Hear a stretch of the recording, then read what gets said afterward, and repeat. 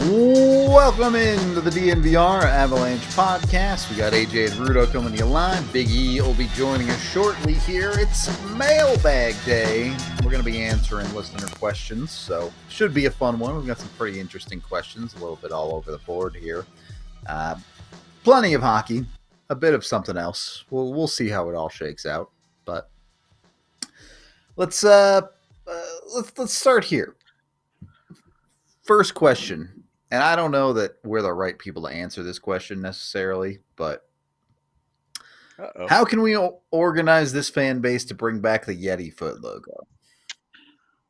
Oh, honestly, I think what needs to happen is DNVR and Gorilla and the Denver Gazette and the Denver Post need to get everybody together, and it would just have to be like actual organization here of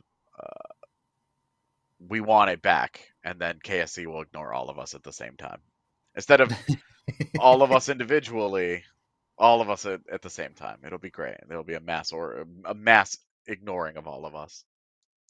Yeah, I'm down. I'm down to get all of us ignored at the same time. That's fine. Yes. It'll be like high school. More of a more complete foot. Not that it isn't a great logo, but it's definitely a shoulder patch logo. I have no interest in the Yeti foot being the main logo on a jersey. So, I agree with this. I wouldn't. Oh, I love the patch on the shoulder. I love it. Loved it originally. Still love it. But you're right. It's like a secondary thing, right? Yeah, exactly. So Footy used to brag that it was all about him, so.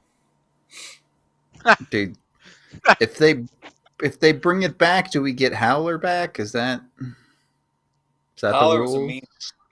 Howler was a mean skater with the flag before the game. I love it. I've kind of grown attached to Bernie. I think all mascots are stupid. I'll be that guy. It's fine. I'll be the hater on this show. I mean, I'm with that opinion. But like in a world where mascots are gonna exist, this one, I don't know. He's cute. I always want to pet him. I'm like, Bernie, you're a cutie. You're silly. I like it. You ever go on a concourse at Ball Arena, like when he's about to sign, or he signs autograph or take pictures with kids, and he's got his own little signing area, and the line is down the freaking hallway there. It's crazy. You know what I mean? Everybody's waiting in line for Bernie. I like it. Yeah. I've walked by his doghouse in the tunnels a few times, and I'm always like, that's nicer than my house. Yep. Get paid the big bucks if you're a mascot. You also get longer lines than the players, but you gotta I don't know. Mascots just aren't for me. I'm the wrong guy. I don't know. Honestly, if you're gonna have a mascot, it should be a weird mascot though, like the King Baby King, right? Or like Slamson the Lion for the Sacramento Kings. Like, I want my mascot to be psychotic looking, not something fluffy and adorable. Like, I'm attached to Bernie because he's cute and that's great, whatever. But like, I love an unhinged mascot. Obviously, Gritty is like the perfect example of this, right? Gritty is insane. Everything, he looks crazy, he acts crazy, like it's perfect. That's what a mascot should be. A vehicle for psychotic behavior. Sold. I'm in on this take. I'm good with that. If all our mascots go psychopath mode, now we're really talking. All right.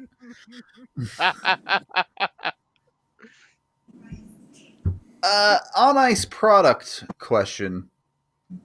Couple of different ways people ask this, but PTOs for the Colorado Avalanche. A bunch of people asked about potential options. If you want the full gamut, AJ actually wrote a piece about this. You should go read it.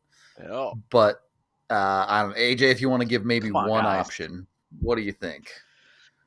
Well, the guy that I keep bringing up is Luke Glendening. He's a fourth line center. This promotes kind of what we've been talking about this last week when we've been doing positional rankings. Jack Drury is your 3C. You're going to give him that job. You're going to let him roll. Luke Glendening is a 4C/13th forward. It does not stop you from getting a look at Zakhar Bardakov or Matt Steinberg. Does not stop any of those things. You could still do that with Luke Glendening. It's not like he's so good that you have to have him in there. Very, very limited. One of the worst offensive forwards in the NHL. He's good defensively, though. He plays hard. He skates fast enough. He'll fit in with the identity. And I think he's a top 5 faceoff guy in the league. And that, you add him in there, and that's an extra dimension. You put Jack Drury and Luke Glendening in your bottom 6, you're suddenly winning a lot of faceoffs on penalty kills. That's huge. Like that, he is made an entire career out of scoring 10 points because he's so good as a faceoff guy, and he does all the dirty work. He's just awful with the puck, absolutely awful with the puck. So like, you just need. That's why I'm saying he's a 13th forward. In reality, he's a 13th forward option, and he'd be a depth guy. And like, I think he's a good PTO candidate though, because he's starting to get a little bit older. You get him up there, see if he skates well enough still, see if he fits in, see if you like him, see if he's in shape and he actually wants to be here. Then like a little bit of extra depth, it's cool, and he's not so good that it's gonna preclude you from adding a guy at the deadline if you really wanted that to firm up that spot a little bit. Only thing with PTOs though is like it works both sides, right? What I mean by that is the team has to want you, obviously, but then the player has to feel that there's a fit for him too. But him and his agent have to look at rosters, and whereas because usually PTOs because you've been in the league and you're trying to see if you can still go. And then part 2 is, I want to win, right? So I'd like to go to the winner, all that kind of stuff. So sometimes it's like, for best examples, Belly, right? Belmar last year. I really thought he was going to find a niche there. Like, I thought he was going to find a spot. I felt it. And then next thing you know, so you don't know exactly what they're looking for. I was shocked when he was like, go. I was like, oh my God, wow, this is weird. I really thought he had find himself. So I'm not sure what happened. And again, was it I don't think it was a contract. I don't know. I don't know. But so it's got to go both ways. The team has to want you, but the player has to want to come to that fit for him, right? So, like Glendening's a great example. You know what I mean? And veteran wants to win. Is he a fit? Could that work? And again, I'm going to say his name because I want to say the noise. But Kivy is a great PTO example, right? That's obviously still working out for the Avalanche. It's still working out.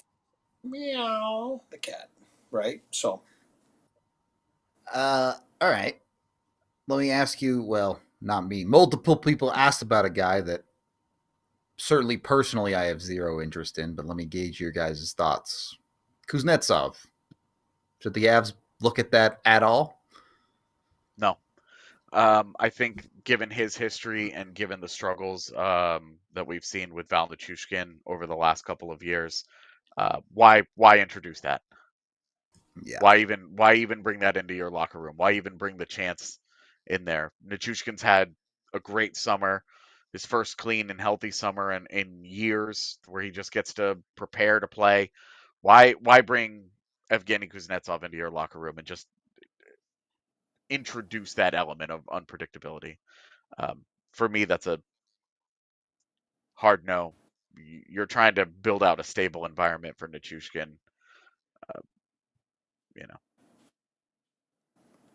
I just can't see.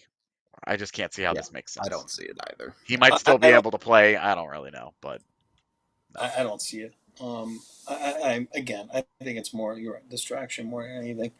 I'm not sold on what he wants to do, and again, I don't know him personally. So, but does he really want to win again, like he didn't, or does he just want to keep playing? I don't know. But before you get going too deep on what you're trying to do, Rudo, we have some French correspondence there. Vincent there, so I'm going to answer to him. He's asking me, so I'll answer to him in French. So bear with me for 10 seconds.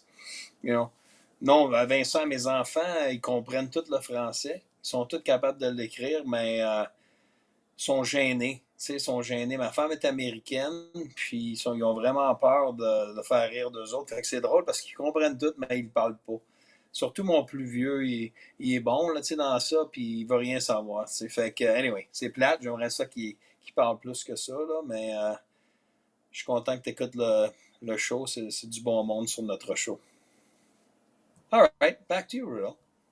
It was really well said, honestly. We do it all. We do it all, and I know you agree with me. I understood the word anyway. 100%. Yeah, the transition. I got that too. Yeah. True. All right. Keep rolling. Compare opening night lineups for the Colorado Avalanche from last year to this year. Hang on, I lost the question. How do you think the improvements will impact the season compared to last year? I have the 24-25 lineup. Guys that were in the opening night lineup that are no longer with the Colorado Avalanche.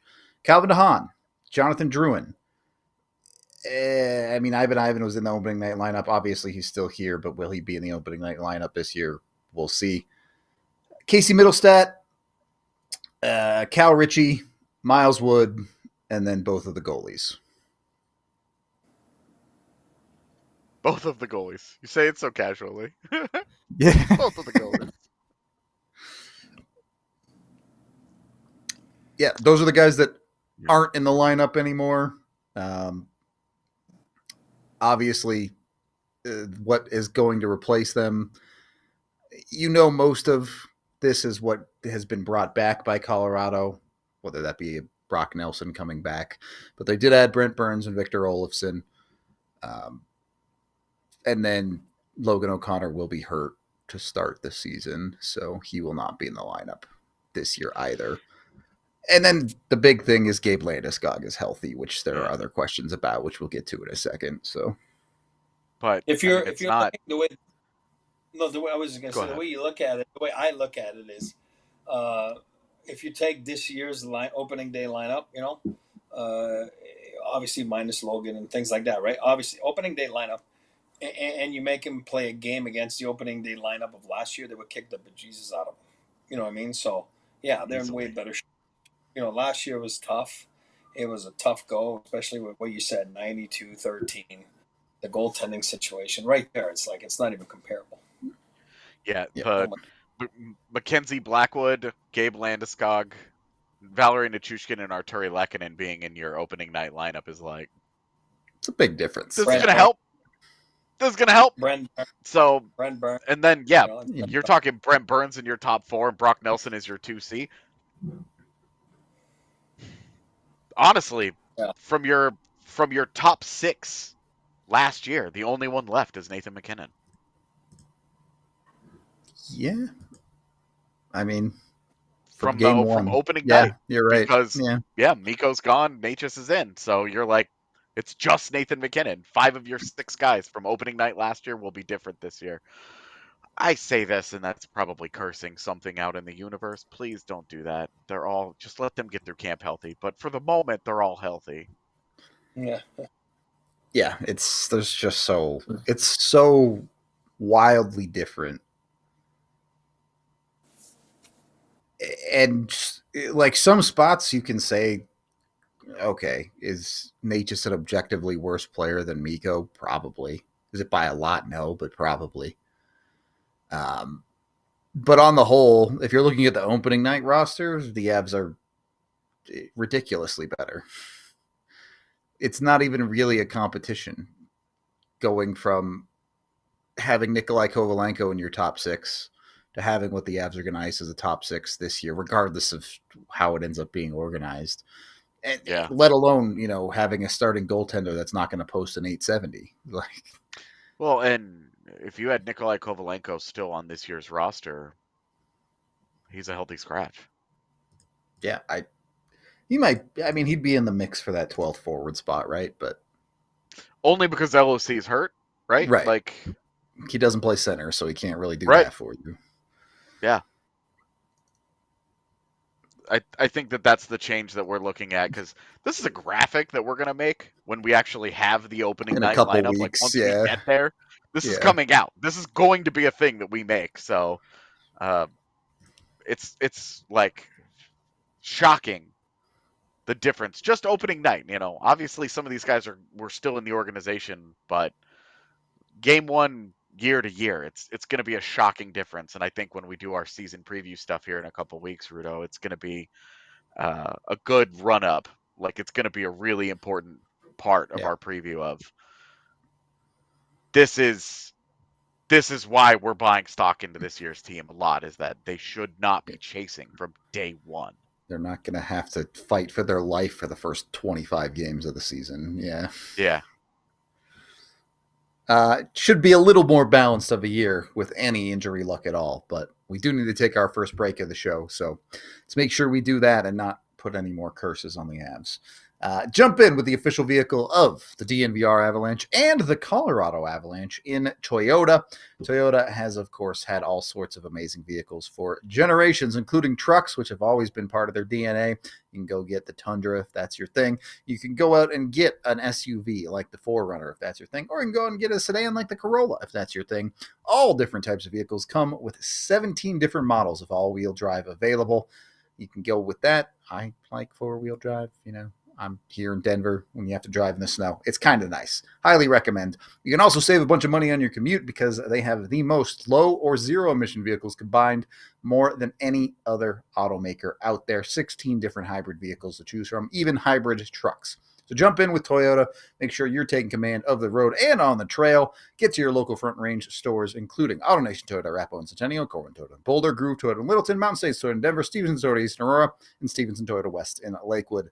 Again, Toyota, the official vehicle of DNVR. Let's go places. Once you got yourself into a Toyota, you're going to want to drive yourself right on over to Raising Cane's. You can do game day the Cane's way. Whether you're tailgating or cheering from the couch, fuel your crew with Raising Cane's. We're talking about those hand-battered, cooked-to-order chicken fingers, crispy cut, crinkle cut fries, there we go, buttery Texas toast, and the MVP of every bite is, of course, the Cane sauce, where you cannot go wrong. Jump on with them. You can get freshly brewed tea, squeezed lemonade, or whatever you want as a refreshing drink, too. It's big plays for big flavor. It's how Cane's does game day, so rally your team and make your next tailgate a touchdown. Raising Cane's chicken fingers, one love. Second period? I can count. Second period of the DNVR Avalanche podcast. Doing a mailbag today. My dogs are excited about something. The dogs Texas are toast barking. is what gets me revved up, man. You're the Texas toast? I mean, I do like Texas toast, but... It's so good, dude. You make a grilled cheese out of Texas toast, you've unlocked the key to heaven. No, but you know what, AJ? Connecticut, buddy? Get some lobster, throw that in there. In that toast that they have there, oh, buddy, you got a nice lobster roll right there. Connecticut style. Yeah, the Connecticut roll is famous.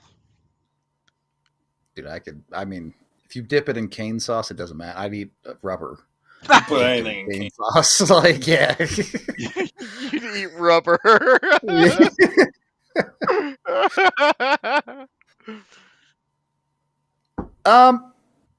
I want to expand on this topic, but the question that inspired our title for the day. Who scores more goals this season? Gabe Landeskog or Cale Makar?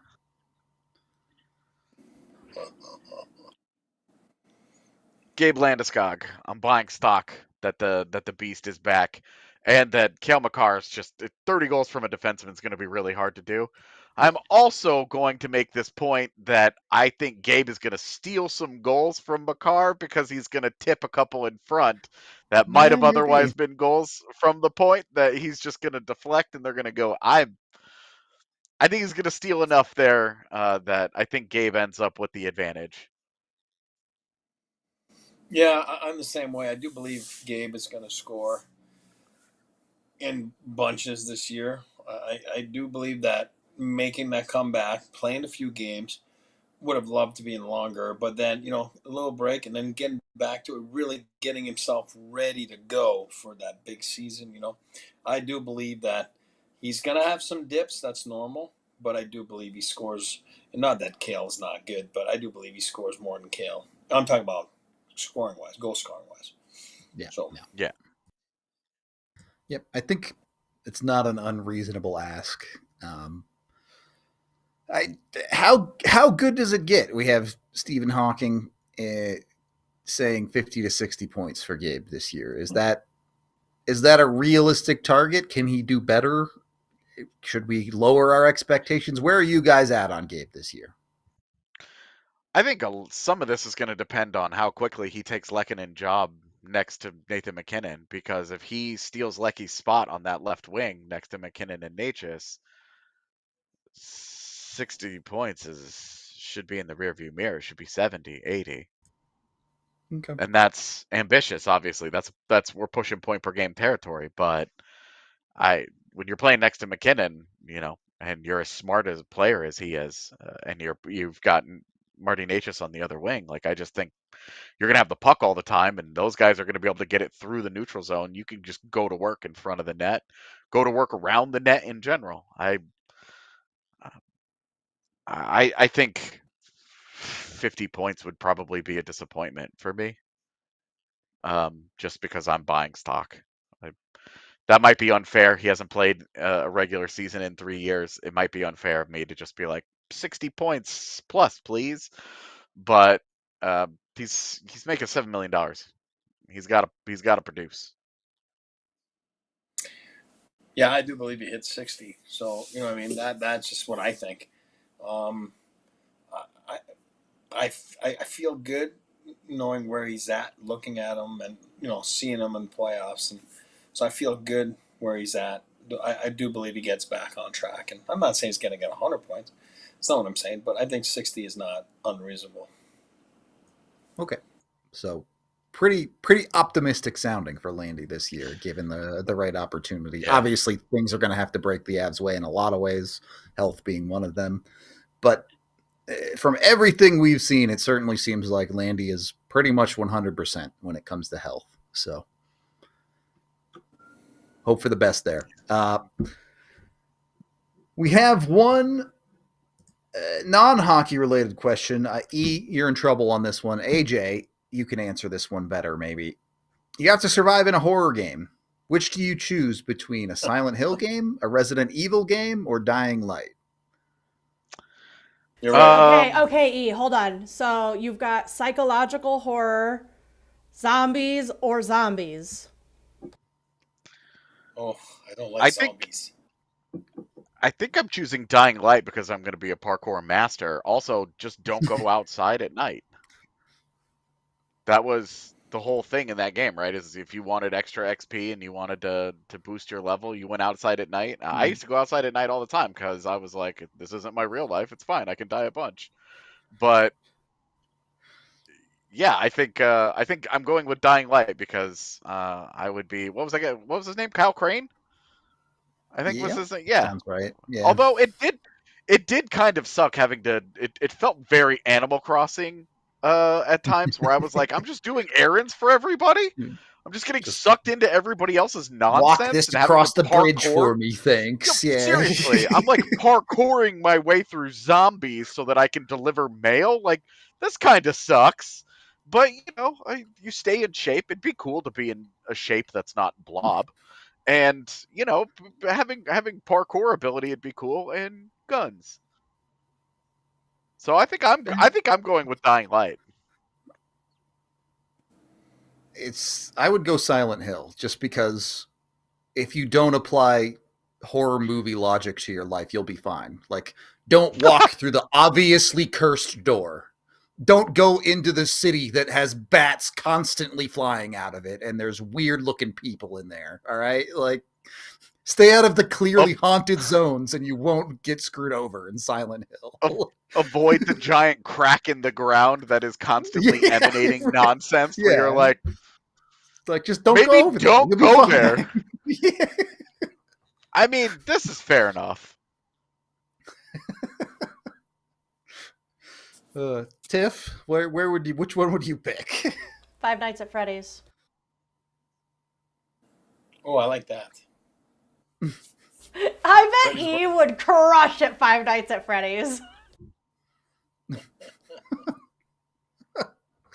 I feel like I just wouldn't. You just quit that job, right?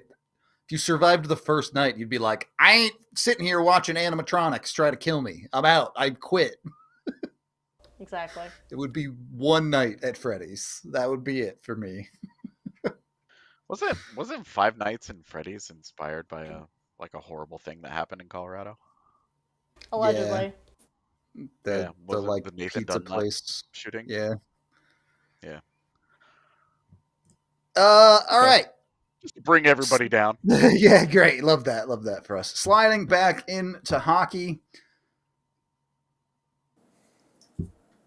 Who gets more points this year? Mikko or Marty? I hate this question because I think it's going to be close enough that it's like one good week, one bad week, and injury is going to determine it. But I think just based on history, I'm going to go with Mikko and the fact that they're going to run everything through him. He's going to be the focal point of their offense, and Marty Necas is like third banana. He has the old Mikko job. So, and Mikko's better than Marty Necas. So I think being the focal point of their offense and their power play is going to be great for him, racking up consistent points. And Necas alongside McKinnon and Makar's, he's not as good as Mikko. So I just think that it's still a tall task. I think it'll be close enough that it's like, oh, okay.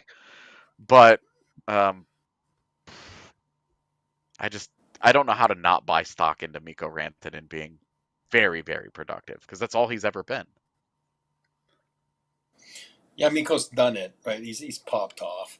Where I think Marty, you're basically waiting for him to pop off, right? You know what I mean? The odds are you're hoping he pops off. You know what I mean? So I'm going to say Mikko. That's just my, again, Mikko's a 50 goal scorer multiple times. You know what I mean? So it's tough not to say Mikko.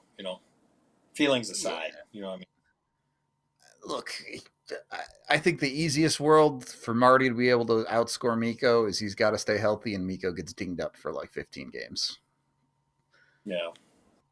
Would never wish injury on anyone, but the thing with Mikko there though is that there are some underlyings that make you wonder. Some of his especially process his last time year. in Dallas last year, Some of his time, some of his process last year was bad, and that includes his time in Colorado.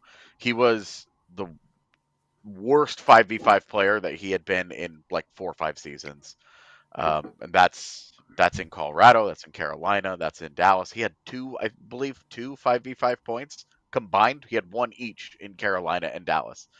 They traded him in like mid-January. That's a lot of season that he just was not producing, so I think that there is a concern. Some of that is also going to be like shooting percentage. We're talking small samples, so I'm not buying a ton of stock into it, but you do have to wonder, hey, his process last year was the worst it's been in a while. Is that a sign of things to come, or is it a total anomaly where you're just like, well, weird year? Because if it's just a weird year, then we all look back and he goes on to be a monster and he's a thorn in Colorado's side forever. But if it's a sign of things to come, then that $12 million contract looks a little bit, it looks onerous much faster than we expected. Yeah. I think that's it. It's one of those things where you don't see it until you see it type of thing. The sample size in Dallas for Mikko, even if it was a little bit rough, is still small. Also, Dallas is walking into a season where they're going to be more organized.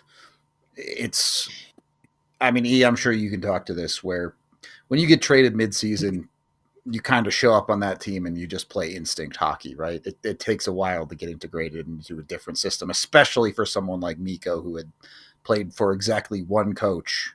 I guess he played 9 games for WA. 1 and 1/4 coaches in his career.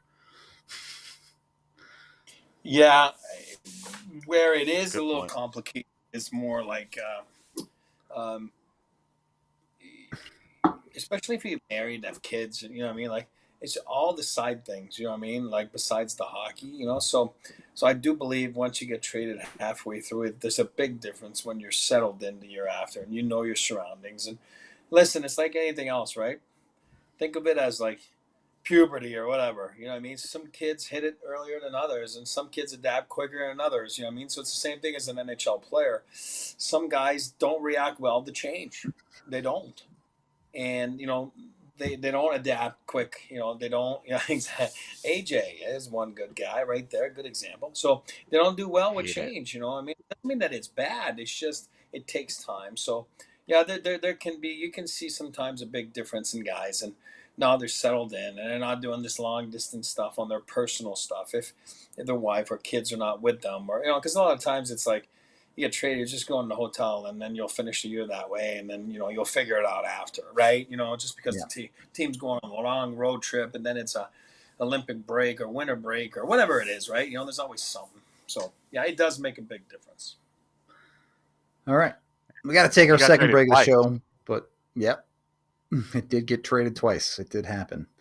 Got to take our second break here, but I do want to talk about Marty a little bit more on the other side. But first, of course, we are brought to you by the folks over at Game Time.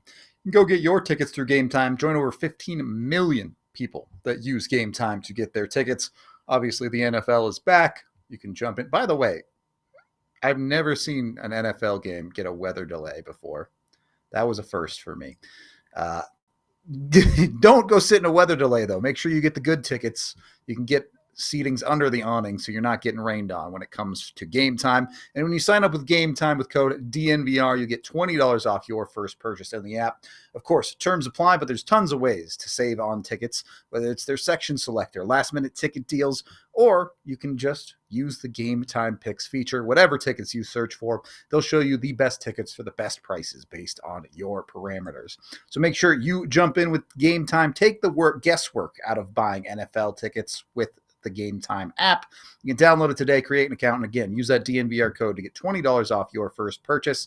Go to download the Game Time app today. Tap, ticket, go. Once you got your tickets through Game Time, enjoying yourself a little sports game, might also have kids that want to play a little bit of sports, and that's where the Gold Crown Foundation comes in. I grew up playing basketball here in Colorado. I played in the Gold Crown system myself a little bit. I wasn't good enough to actually play in the gold level.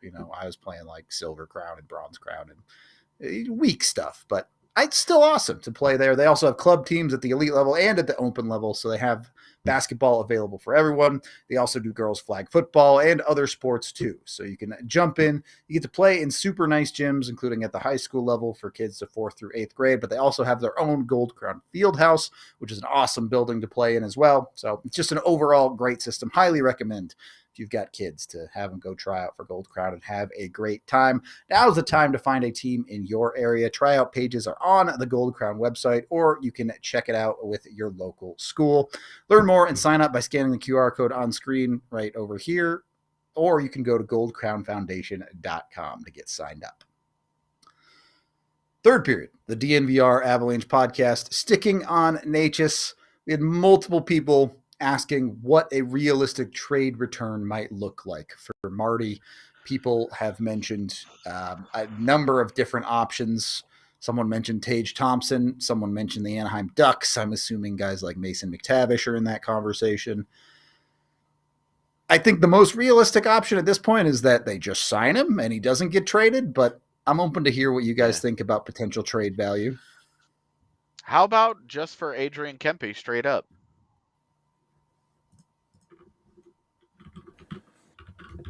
I guess my question is, and this is kind of true of even like for a Tage Thompson move. Why are we just shuffling pieces around the board for the sake of it? How much different does it really make you to trade Necas for another winger of similar caliber? Yeah, with Tage, you're talking about a guy that has the ability to be a prolific goal scorer. He's huge. We have no concept of what he'll be in the postseason. And the concept that we do have of what Necas is in the postseason isn't good. So, some mystery box here with Tage. I just think that if you're doing it, and I'm assuming this is why the Ducks got involved into this question, if you're doing it, you really, really, really need to target a defenseman, in my opinion. You need to target a young defenseman that you can build around and keep for a number of years. And if you wanted to do something like a Mason McTavish as your 2C of the future kind of thing, that makes sense too. That would make a lot of sense, because it's great that we have Brock Nelson slotted into this lineup. and we're like, yay, we're not worrying about the 2C right now. But if Brock Nelson isn't very good, then, we're back at it. And Problem. Yeah. the Avs don't have the assets that they did even at last year's deadline after they already didn't have very many assets. So Necas then becomes like your prime piece to be like, okay, well, we're seriously solving it this time, guys, for real. But if Brock Nelson doesn't work out and you're trading Marty Necas, I'm not sure Chris McFarland is making too many more moves as the Avs GM. At that point, you've got to be thinking that he's getting close to the end of the line there. The paperclip is in sight at that point. Yeah, it really truly is. So I just think those are you can't bomb out on multiple high profile deals.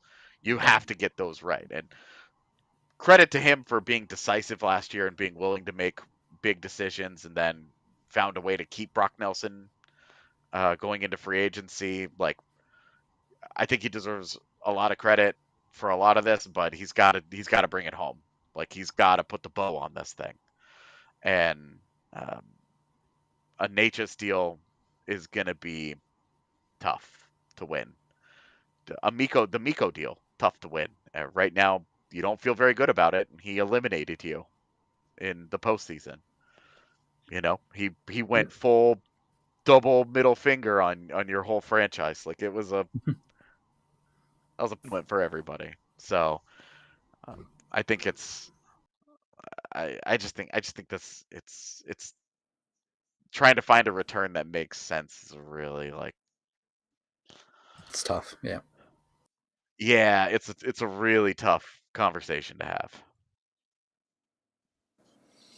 I agree with you. The one thing you got to do is you got to sign them, right? And if you feel that you can't sign them, then I agree, you got to trade him for a D, and that's the path you got to go down to in my book. And I'm not saying to trade him. I'm saying you should sign him. He's a good player.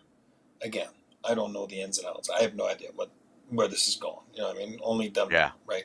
But if you're trading him, you're going to get reinforcement on the back end.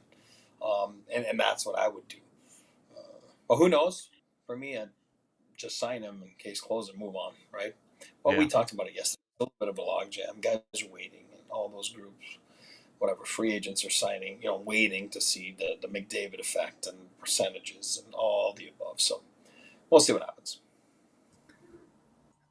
All right, we'll move on. Brent Burns. 1, does he keep his Iron Man streak going and play all 82 this season? 2, is there a world where the Avs bring him back if things go well? I think the answer to the first question is, like, it's so difficult to play 82 games. There are so many things that go into it. I would love to believe that Brent Burns keeps it going. So the hopium in me says totally.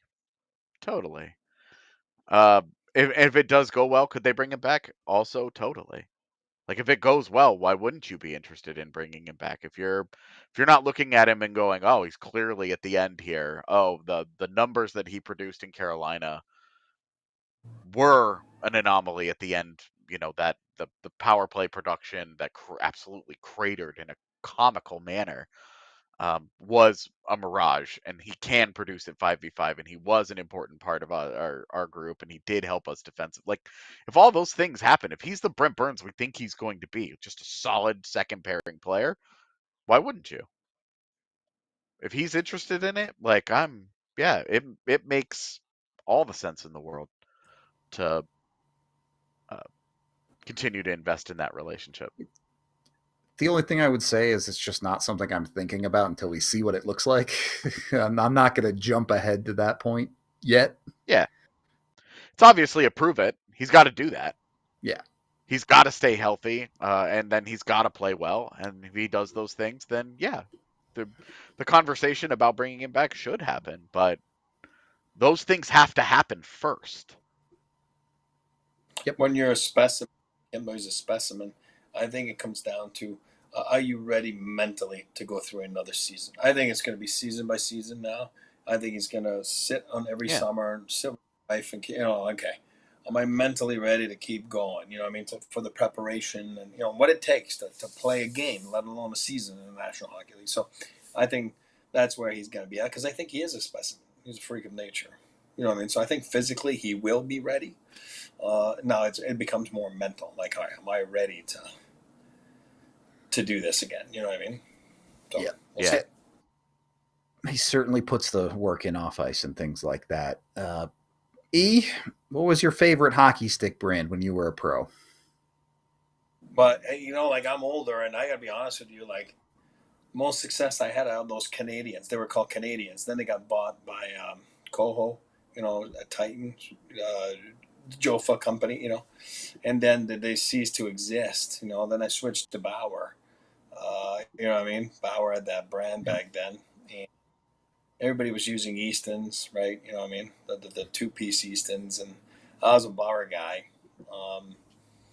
But nowadays, those sticks are absolutely unreal. Like, unreal. So I don't know what I would be today, but you can't go wrong with anything nowadays, right? So, but I was a Bauer guy. All right. Team Bauer, I guess. A little bit different sticks these days compared to when you were a pro, so who knows? You brought one of your sticks to the bar one time, and we were all like, did you just cut this out of the tree outside? Like, what is this? It was so different. That's what I tell my kids all the time. Like, you had to be good to use this back then. Nowadays, you have to... Those things shoot by themselves now. It's crazy. So good, though. What a different stick over the last, 15 years. The sticks have been just awesome. Been great. Yeah. Next question. I guess I have to take this one probably. What player would Nathan MacKinnon be in pro Counter-Strike? Nathan MacKinnon is donk. He's donk. All right. He's going to walk out there. He's going to fight you, and it's not going to make any sense, and he's going to beat you. He's just going to be better than you at the game. So you will appreciate that on my Twitter feed right now, literally right now, is I look over to it. There is a guy who challenged Donk to a 1v1, and it's just a video of him dying instantly over and over and over and over. And it keeps catching the corner of my eye. I keep looking over there, and it's just that guy dying again. It's like a 30-second compilation of this guy getting rocked. And that's what's going to happen. Like, Nathan MacKinnon's going to donk slide across the blue line, and then he's going to shoot on your goalie, and you're going to get cooked. That's who he is. Now, I want someone... Ask me about someone who can run their mouth so I can compare Gabe Landeskog to Apex or something. For the 3 people that watch this show and also watch Counter-Strike, this is a good conversation. Slide into another similar conversation. Thoughts on the supposed upcoming live-action Call of Duty movie?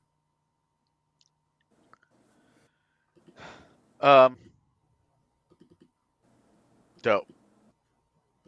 I bring this one up because I was talking a little bit about this, not the Call of Duty movie, but video game movies in general with the homie Micah. If you played the video game, the movie's not for you. They're not making it for you. Yeah. They're taking the video game you like and trying to present it to a wider audience. So they're going to make decisions that you don't like. This was a big thing. People keep asking me, have asked me over the last couple of years, oh, what do you think of the Last of Us TV show? And I'm like, I'm sorry. I got my heart absolutely decimated by that game. Yeah. I don't need to revisit that universe. I'm good, guys. I'm not going to watch it. I have no interest in watching it. I'm glad it's really good, and I'm glad that you guys love it. I loved the game. I don't want to revisit it. It stomped all over me. So, yeah, and I'm assuming that I'm going to be, Mass Effect supposedly has a TV show in the works over at Amazon Prime. I'm assuming they're going to obliterate it and stomp all over something that I love dearly. I literally have a Mass Effect tattoo on my arm. I assume they're going to ruin it, and I'm going to feel exactly the way my girlfriend felt when they canceled Wheel of Time, which they shouldn't have done. Probably. It's just how those things tend to work out. I mean, a StarCraft movie, I'll be there day one. I'll even fly back to Denver, and Rudo and I can go see that together. Done. I do need the StarCraft movie to open with Artosis yelling, "I'm Nestea," though. Forget the. I don't even care about whether it's in universe or not. Like, this is so niche. This is like niche into niche into niche. we're down to one viewer that knows what we're talking about. We made it. Yeah, absolutely. Slide back in with the business side of the hockey world question. Talk about the salary cap going up. As we know, that's set up. The contracts are getting reduced from an 8-year max to a 7-year max next year. The question boils down to, will we see things start to shift towards an NBA style of contracts? Will we see players starting to take shorter deals for big amounts of money? The example they give is, if I'm McDavid, I sign a 2-year deal for the max cash. And we start to see the NBA style of max deals given out more regularly in the NHL. I think this would be a lot more possible if there were options allowed, if there were team options and player options and all those things allowed in NHL contracts. But as far as I know, they aren't. And so it's going to be really hard to find. Like, a Connor McDavid is the rare exception where, yeah, he can do a 1-year deal every single year if he wanted to, because he's so good that he could just be like, yeah, pay me more money. Pay me more money. I led the regular season and the postseason in scoring. Pay me more money. And somebody would do it. He could go full mercenary if he wanted to. I don't think there are enough players in the league who are good enough to actually do that. Like, you get to free agency at 27, and then by 32, your prime is pretty much over, and you're probably on the decline. Like, if you wanted to use those couple of years, hey, take a 3-year deal and then sign a 6-year deal when you're 30 to try and maximize money. Fine, that makes perfect sense, right? Like, you could justify something like that. But I think that teams are just going to be way too comfortable giving out 6-year commitments to guys, and guys know, when I'm 36 years old, am I still going to be this guy? Was Nazem Kadri signing with the Calgary Flames a good hockey decision for him? Absolutely not. But by the time that 7th year rolls around, he's not going to be a $7 million player. He just won't be. And that's where he's getting it back on he's going to make up for the fact that he was underpaid for a number of years. That he's going to be probably grossly overpaid by the end of his career. So, although with the way that this cap is blown up, who knows? Maybe he'll still be perfectly paid. But with guys like that, I mean, I think that, yeah, when a guy gets into his 30s, if the team is still willing to give him 5 or 6 years, they should say yes. Who wouldn't want that security? Yeah, take the years. Take the years. It's a short career. Trust me. Take the years, because you don't know what's in store. And there's so many unknowns.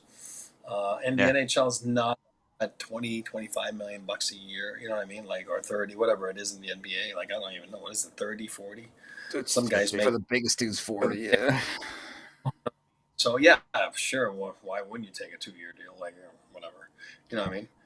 100. You know what I mean? So where these guys, it's a little different, So I think if the security's there of the length of the year, then take the years. Take the years as long as teams you take them. The problem with the comparison to the NBA is that it's a lot harder, even with the dollar amount of a salary cap ballooning. Giving 20% of your salary cap to any player is just hard in the NHL. Yeah, NBA teams don't want to push onto the apron or the second apron, but they can. Yeah. If it comes down to it, they can just spend more money and end up paying more money to make a really good team, whereas the NHL has a legitimate hard stopping point that it becomes more difficult to give away those percentage points against your cap and still build a quality team around a player like that. Yeah, because there's nothing that Connor McDavid can do to be as impactful game to game as Nikola Jokic. Right. He just can't. It's the NBA. There's 5 guys out there, and the rosters are 13 players. Yep. Like, the top end of the NBA is just more impactful every single game than the top end of the NHL. So their value is enormously higher. As great as McDavid and McKinnon and Makar are, like, those guys play, we talk about, Nathan MacKinnon, he plays so much. He plays 22 minutes out of a 60-minute game. That's just a shade over a third of the game being played with him out there. Nikola Jokic is playing, 40 minutes a game, something like that? Yeah. And the 8 minutes he doesn't play, they get absolutely murdered. Right. He sits for 8 disastrous minutes a night. Like, it's such a different environment and that they just can't. It's really not comparable. Also, I don't think they're allowed to sign deals longer than 5 years. So yeah, I believe alone, 5 is the max. Yeah. I think that alone is like in the NHL. You could sign new CBA. You could still sign a 7-year deal with your own team. Yeah. So I don't think it's headed that way. I think the absolute tip-top guys would be better off going 2 to 3 years during their primes, and then when they get to their 30s, then cash in on the 8-year deal and just go, I'm golden, baby. A couple more questions here. Maybe you can give us the insider info on this one. Was Joe Sakic actually in Happy Gilmore? He wasn't, was he? Is he in there? Supposedly he's listed on the IMDb for the movie, so I don't know. Really? Is it that Joe Sakic, or is it a different guy? I don't know. You know what? I fell asleep. And not that it's a bad movie. I was tired when I watched it with Ty the other day, my youngest, and I fell asleep a little bit. You know what I mean? So I don't know. Was it during that part? I don't know, but I don't remember seeing him in there. But really, I'd have to look. I think Happy Gilmore is wildly overrated. So if we're trying to make people hate me on this show, I'm with you, brother. Yeah. I'm with you. I don't like the Adam Sandler movies. I don't think any of them are good. Billy Madison's stupid. Like, those movies are dumb. Yeah, you're not wrong. And then, I'm like, oh, well, what movie do you like, AJ? And I'm like, I like Superbad. That movie's dumb too, man. It's just that movie's so dumb. It just came out at the right time in my life for me to find it hilarious. That's exactly it, dude. I think if you're too old for those movies, you're like, these are stupid. And then Happy Gilmore, Billy Madison, I think they were just a little bit too early for me, where I was just like, he's making a lot of noise, and I don't like that. Yeah. And then Superbad came out, and I was like, this is hilarious. Yes, he's the fastest kid alive. He's a freak of nature. Why aren't all cops like this? Next one. What teams do you think are in the most amount of trouble with the new playoff salary cap rules? I mean, I guess the easy answer is Vegas, right? Because they're always up to something. Hit to February and pull off some nonsense. Yeah. Right. Yeah, where they can't just get to February and just kneecap one of their guys and go, you'll be fine in a few weeks. Just wait it out. I think Florida's probably in the best position. They don't have bad money on their books. All their guys are right in the hearts of their careers. They don't really have any super overpaid guys other than Sam Bennett, and coming off the season that he just had, it's like, well, you get it. So I think Florida's in a wonderful position. I think Colorado's not in a good position simply because their guys are old. Almost all their guys are into their 30s. They need a lot of luck with the aging curves for it to go their way. Yep.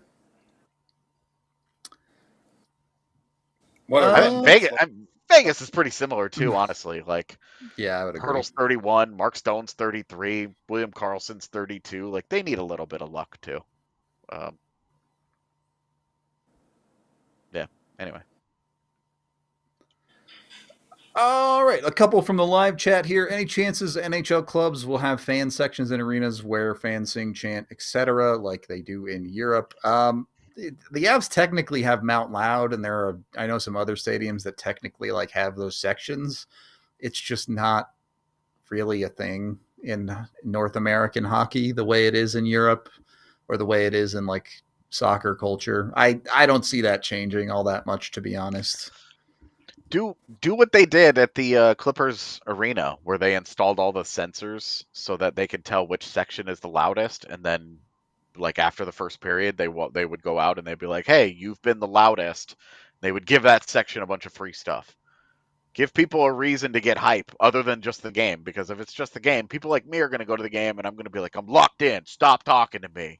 I'm Captain No Fun. So you guys will find that out in January when I come for the sweet takeover. Which have we announced that yet? We have not announced our takeover. That's fine. Plan for that, guys. We're having takeovers again. Shocker. Yeah. Yeah. Anyway, yeah. No, I think that I think if more arenas did something like that, you could get everybody hype as hell. But beyond that, no, it's just never going to have that European culture. Yep. It's an atmosphere. Pretty sick. Oh yeah. Yeah. It's a hyped up hockey game. Nothing better.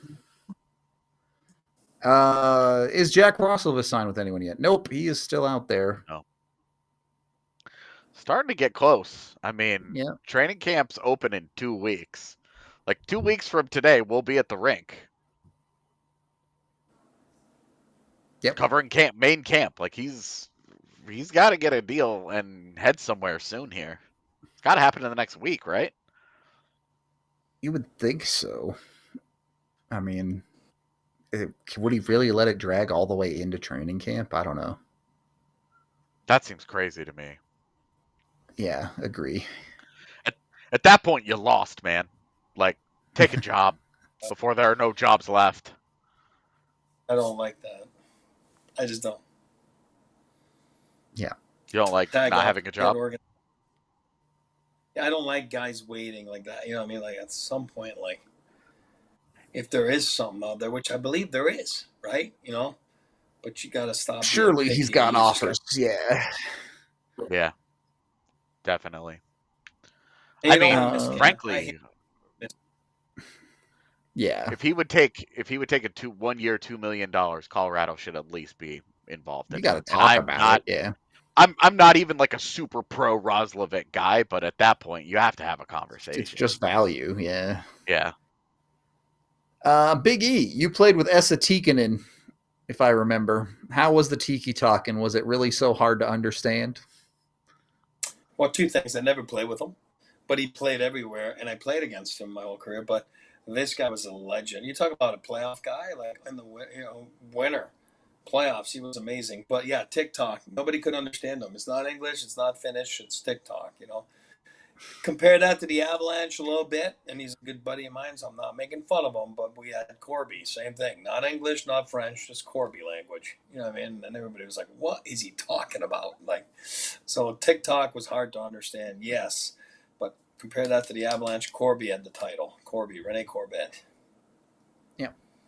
Has the DNVR crew had a conversation about the CBA changes and how it could affect the Avalanche? We talked a little bit about it the other day.